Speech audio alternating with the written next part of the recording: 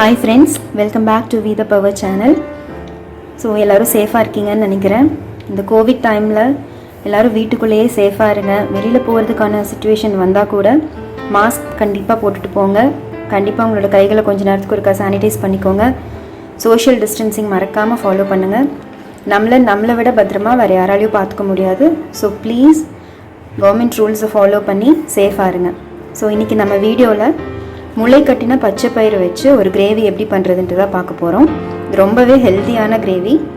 So வாங்க வீடியோக்குள்ளே போகலாம். ஓகே ஃப்ரெண்ட்ஸ், கிரேவி பண்ணுறதுக்கு ஃபஸ்ட்டு ஒரு கடாய் வச்சுக்கோங்க. கடாய் சூடானதும் அதில் தேவையான அளவு எண்ணெய் விட்டுக்கோங்க. நான் வந்து ஒரு 2 ஸ்பூன் விட்டுருக்கேன். நல்லா சூடாகட்டும். எண்ணெய் நல்லா காஞ்சதும் அதில் 2 பட்டை 2 கிராம்பு போட்டுக்கோங்க. அது நல்லா பொரியட்டும். கூடவே ஒரு பிரியாணி இலை சேர்த்துக்கோங்க. பிரியாணி இலையும் பொரிஞ்சதும் அது கூட நம்ம பொடியாக கட் பண்ணி வச்சுருக்கோம் 2 மீடியம் சைஸ் பெரிய வெங்காயத்தை சேர்த்துக்கலாம். வெங்காயம் நல்லா வதங்கி பொன்னிறம் ஆகட்டும்.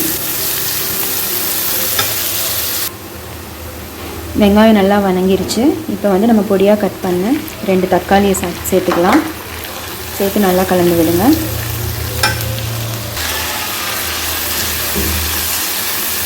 தக்காளி நல்லா வதங்கணும். இந்த சமயத்தில் கொஞ்சமாக சால்ட் ஆட் பண்ணுங்க. அது கூடவே கொஞ்சம் ஒரு 1/4 ஸ்பூன் அளவுக்கு மஞ்சள் தூள் ஆட் பண்ணுங்கள். தக்காளி நல்லா வதங்கணும்.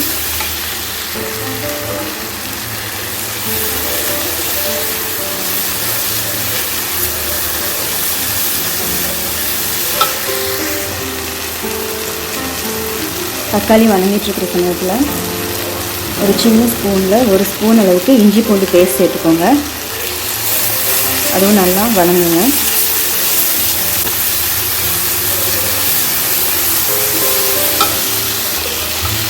இஞ்சி பூண்டு பேஸ்ட்டோட ரா ஸ்மெல் போகிற அளவுக்கு நல்லா வதக்கிக்கணும்.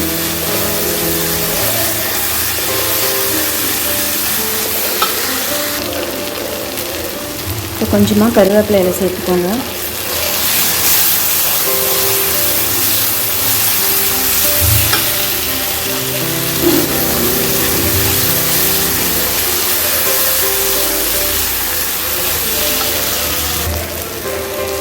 இது பார்த்திங்கன்னா இஞ்சி பூண்டு பேஸ்ட்டுடைய ரா ஸ்மெல் போயிடுச்சு.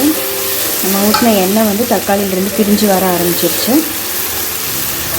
இந்த ஸ்டேஜில் நம்ம ஆல்ரெடி முளை கட்டி வச்சுருக்கிற இந்த பச்சை பயிரை ஆட் பண்ணணும்.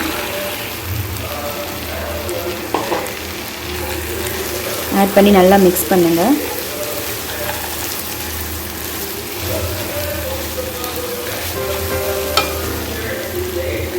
ஸ்டவ் லோ ஃப்ளேமில் வச்சுட்டு நல்லா மிக்ஸ் பண்ணி விடுங்க.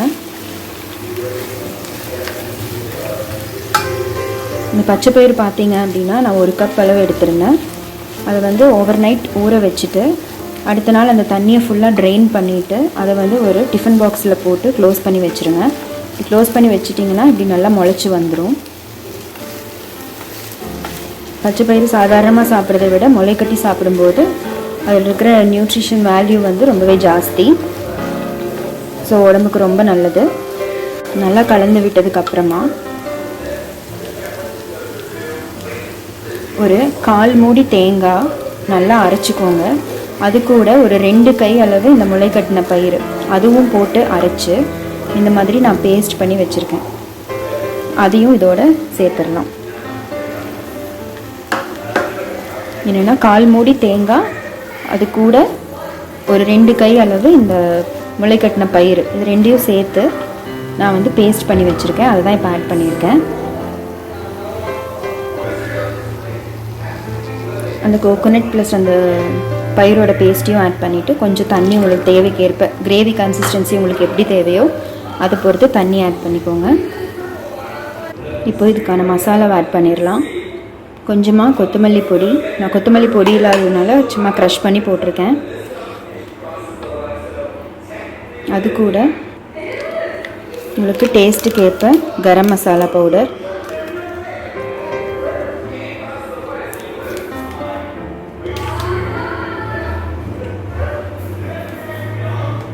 காரத்துக்கு ஏற்ற மாதிரி சிவப்பு மிளகாத்தூள், இது எல்லாத்தையும் போட்டு நல்லா மிக்ஸ் பண்ணிக்கோங்க. அதோட இந்த கிரேவிக்கான சால்ட்டும் ஆட் பண்ணிக்கோங்க.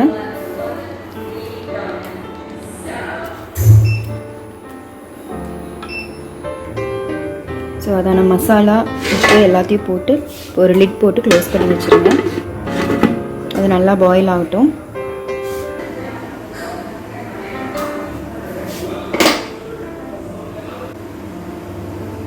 இப்போ 5 மினிட்ஸ்க்கு மேலே அது குக் ஆயிடுச்சு. ஸோ நல்லா கொதிச்சிட்ருக்கு. இப்போது இந்த ஸ்டேஜில் டேஸ்ட் பார்த்துட்டு உப்பு காரம்லாம் சரியாக இருக்கும்போது நம்ம கடைசியாக நம்ம இந்த பொடியாக நறுக்கி வச்ச கொத்தமல்லி தழை ஆட் பண்ணி மூடி வச்சிடலாம், ஸ்டவ் ஆஃப் பண்ணி. ஓகே ஃப்ரெண்ட்ஸ், இப்போ ரொம்பவே டேஸ்டி அண்ட் ஹெல்த்தியான முளை கட்டின பச்சைப்பயிறு கிரேவி ரெடி ஆகிடுச்சு. சப்பாத்தியோட ரொம்ப சூப்பராக இருக்கும். கண்டிப்பாக நீங்களும் உங்கள் வீட்டில் ட்ரை பண்ணி பாருங்கள். இது வரைக்கும் நம்ம சேனல் சப்ஸ்கிரைப் பண்ணாதவங்க வீத பவர் சேனலை சப்ஸ்கிரைப் பண்ணிக்கோங்க. இந்த வீடியோ பிடிச்சிருந்தா ஒரு லைக் போடுங்க. தேங்க்ஸ் ஃபார் வாட்சிங்.